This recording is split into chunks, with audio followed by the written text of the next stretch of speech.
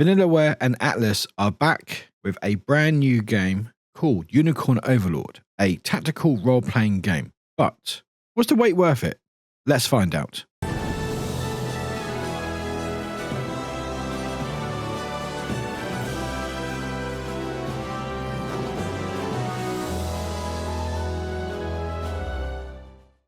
Hey there everybody, my name is Warwick and welcome to Warwick Reviews, where today we're going to be reviewing Unicorn Overlord. It's a brand new game from Vanillaware and published by Atlus. Vanillaware's last game was 2019's 13 Sentinels, and they've come back with a new tactical role-playing game based in sort of the medieval, sort of mythical era. And I'm going to go through it, talk about what I liked, what I disliked, my thoughts and feelings, and just about the game and overallness of it. Before I continue, if you want to give us a like and a subscribe, I really appreciate it.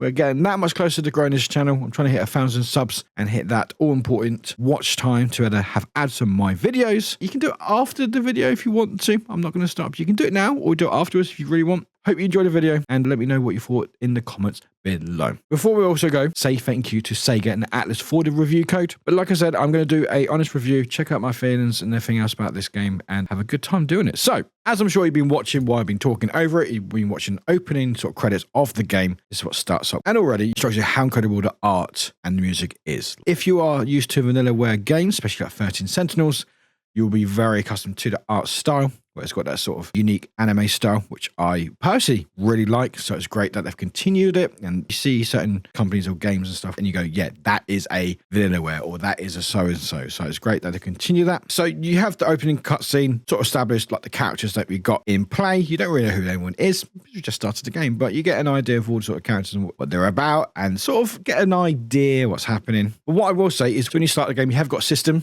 which is the settings. And I always like to go through settings because it's always good to have a look at what's available for people for accessibility and stuff. I will say I really like the theming of the options of the menu. And then it might sound weird, but the fact is there's a lot of detail going on. Like if you look at the off and on, yes, there's like a little arrow that will move back and forth inside it. And you know, there's gold trim, there's like metal trim and stuff. It's like, it's just, there's been a lot of attention just to the option setting, which I think bodes well for the whole game. I'm not expecting anyone to make a wonderfully beautiful looking options menu, but it's very nice to see. But yeah, there are some options. I will say it's very basic. The accessibility, you haven't really got a lot here. You've enabled fast forwarding cutscenes. You can have auto advanced dialogue, so you have to keep pressing buttons.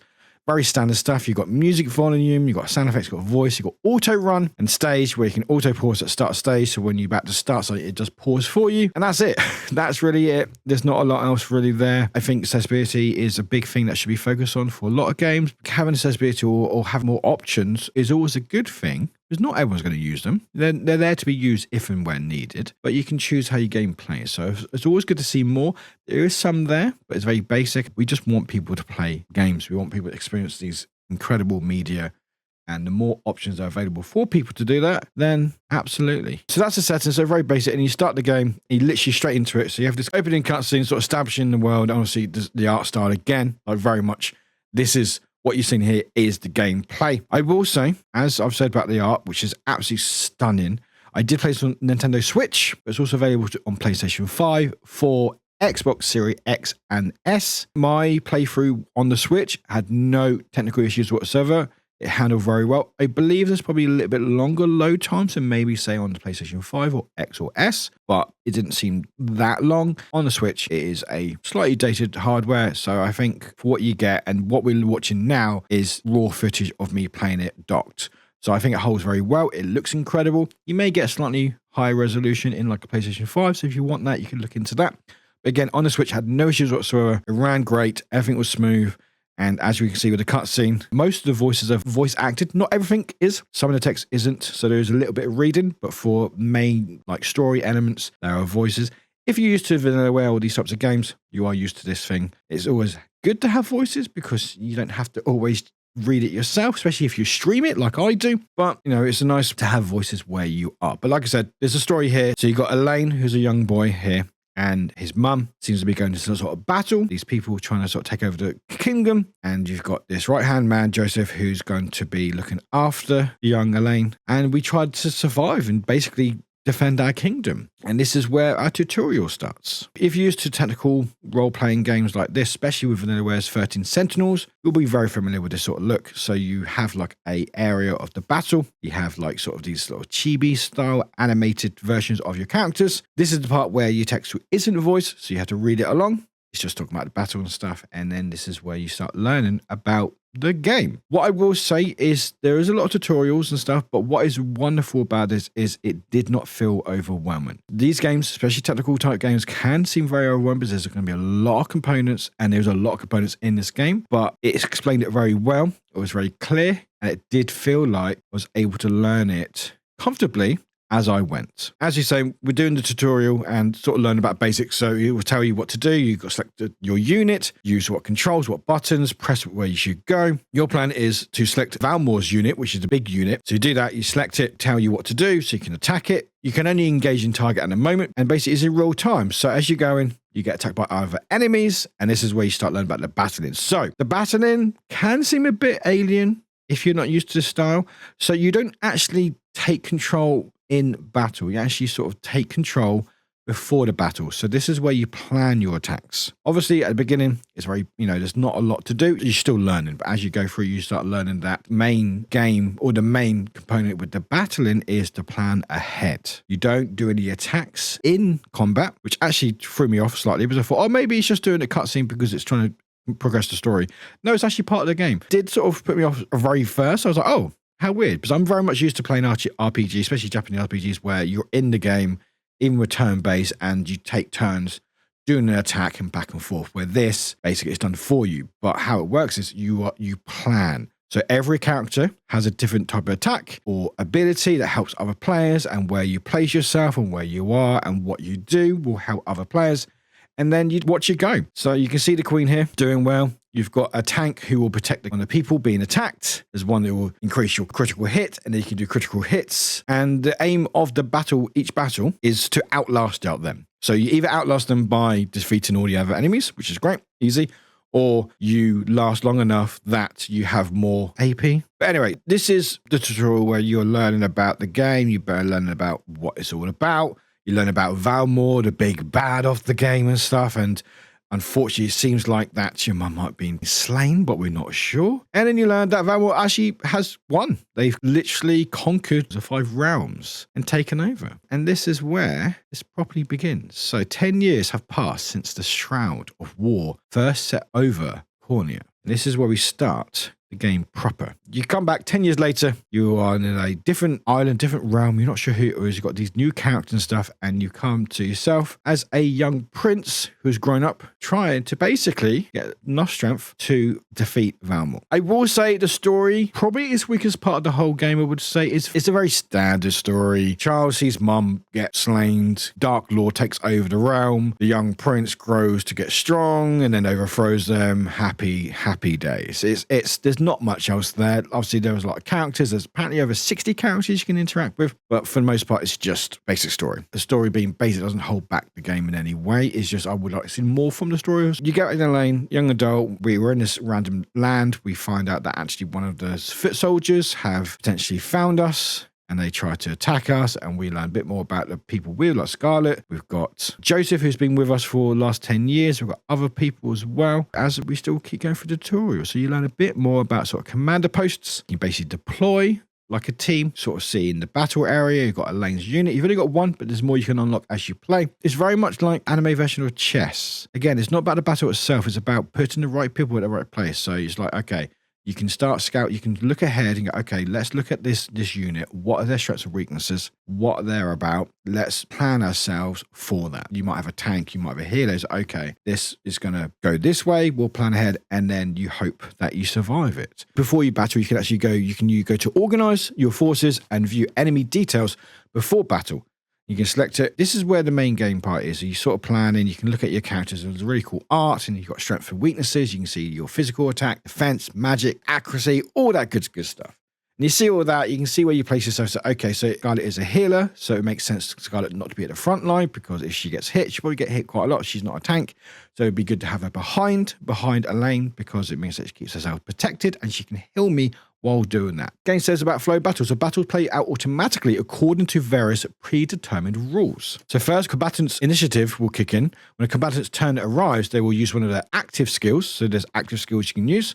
Using an active skill consumes AP, which is the 8 action points, and aim game is to have more action points or defeat the other enemies, and that's whoever wins. So battle will continue until all combatants' AP dismisses, and then whoever's got the most health will win. Like I said, the battling was a bit odd to get used to, because it's like I was watching that battling happening, but you do have a say into it because you do plan ahead. Like if I didn't put Scarlet behind or put her in front, she would have got hit and she would have been attacked a lot and maybe not been a heal.